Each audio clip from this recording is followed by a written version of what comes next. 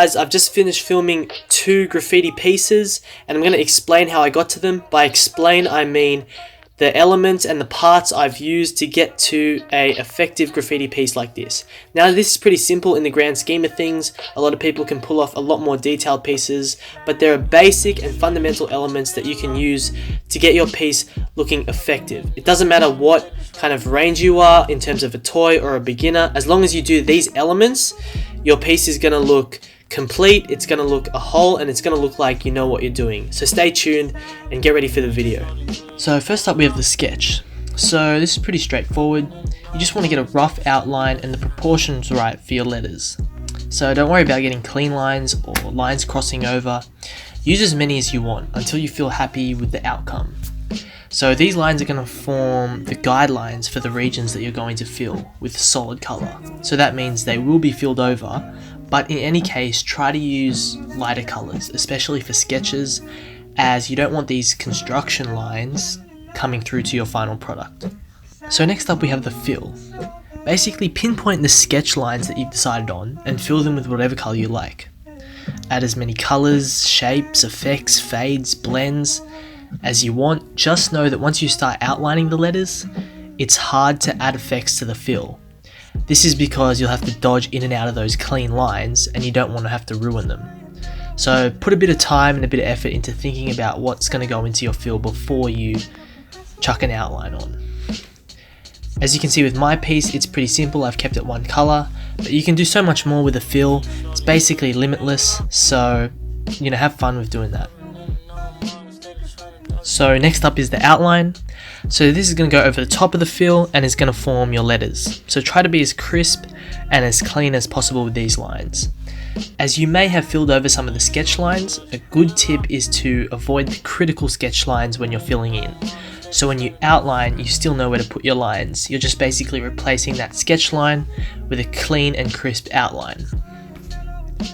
So after this process, you can do cutbacks. I can't really show that in a sketching context, but when you use spray paint, if you overspray or continue a line for too long in the outline, you can simply use the fill color to go over this line and make it look crisper and cleaner than the original spray.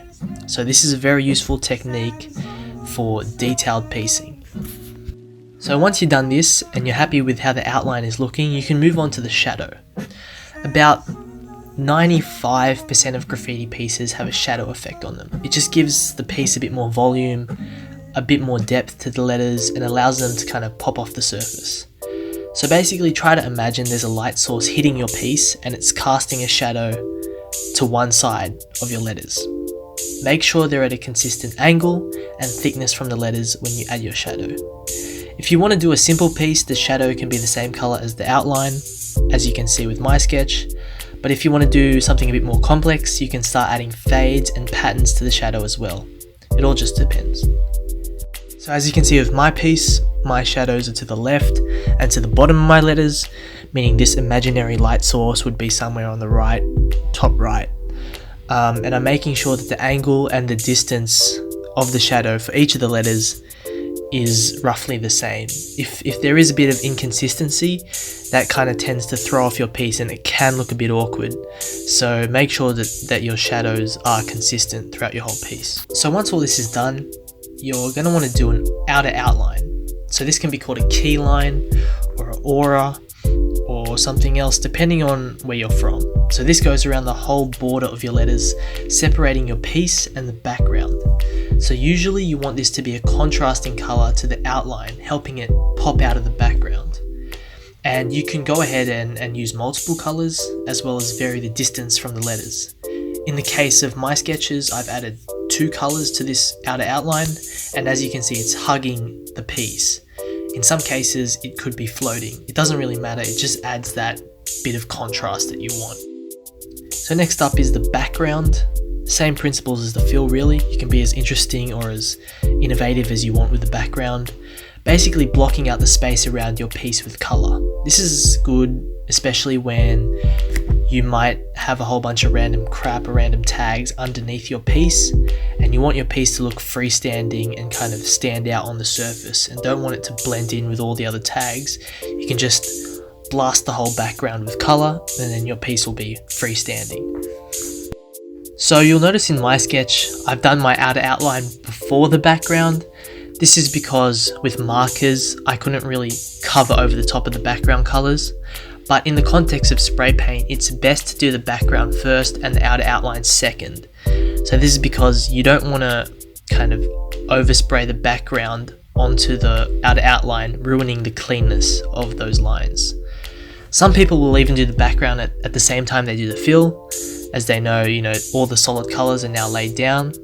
It's probably a lazier method to do it towards the end, but sometimes you won't know what you want to do with the background until you've seen how your piece is looking. It all depends, but don't really worry about the order too much when it comes to that. Last up is the shines or the highlights. So this is usually done with a white or a light color and adds an extra dimension to your piece. It helps create kind of contrast between the outline and the fill. For the most part, this is occurring on the opposite side of your shadow. So in my case, my shadows are left bottom. I'll do my shines to the right and to the top. And they can vary in terms of distance from the outline, but they help the piece not look so flat and one-dimensional. You can also do this in the negative.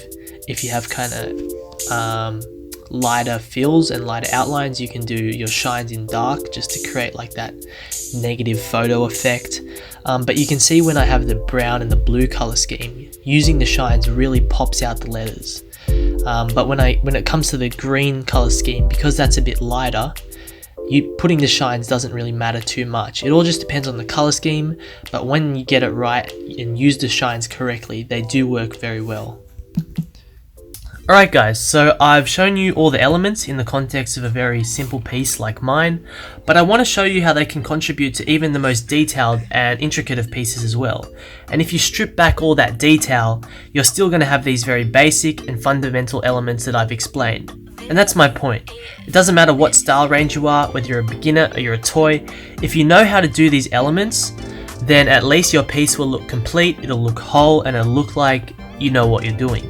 So I'm going to pull up a video from Zone 1 WST. He's an amazing graffiti writer off Instagram, and he's put together a time-lapse video of this very intricate and detailed piece. And on the surface you might think, wow, it's so detailed, I really don't understand how he got to that. But I'm going to strip it back and show you how all the elements I explained, all these very basic and fundamental elements, lead up to and are used in his amazing and detailed piece. And hopefully then it's not going to be so daunting or scary or kind of challenging for you to understand these graffiti pieces, and know once you work on your letters, you're going to get there as well. Right, so as explained, he starts off his sketch in a light blue color. It's good to go light when sketching, and then he fills in with 3 different colors, still pretty simple in the context of things, just a 3-color fade with 2 purples and a gray color. So from there he adds his outline in a dark blue color. And obviously he spends a bit of time getting the lines crisp and clean, and his sketch is obviously a lot more intricate than mine, so he'll take a bit more time getting those proportions and those connections accurate as well. So from there he starts laying in his shadow. His shadow is downwards and kind of inwards at both sides of his piece, and instead of just one color, he's laid in a lighter blue and then a white, so that adds a lot more interest to his piece. And in fact, all the darker tones have complemented very nicely with the light blue that he's put in his shadow. So that's something you can do just to create interest in your shadow and add to your piece. From there he starts adding to his background these lighter tones of pink and orange, and he wants a bit more in his fill, so he's going to add little circles in his fill.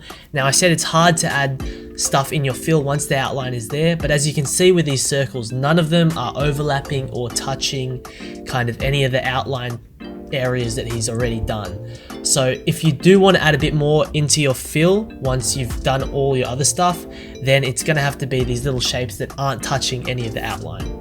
There he starts adding his shines, and this is where the letters really start to pop. You can see there's a lot more contrast now between the darker blue of the outline and the fill colors, just because of that separation from the white. So he adds a bit more to his background, and to round it off he adds his outer outline in a lime green color, and that's a good contrast with the darker blue of his outline. So as a whole, the finished product is a very intricate and detailed piece. But all the elements that he's used are very basic and very fundamental, and even the most beginning of writers can start doing that to get a very complete and whole looking piece. It's just when you start kind of adding that with developing your style, developing your technique and your can control, that you can pull off something great like this. But for the most part, if you start to understand those basic elements, you're going to get a piece that is decent. So thanks for watching, guys. If you liked the video or if you learned something, no doubt subscribe to the channel. All your subscriptions helps me and motivates me to keep pumping out videos like this, so that'd be appreciated. No doubt leave a like as well. And if you have something to say, any tips or tricks, leave a comment. I'll read it. Hopefully maybe someone else will read it if it's helpful, and that'd be great. So until next time, peace out. This is the Graph Lounge. I'll see you later.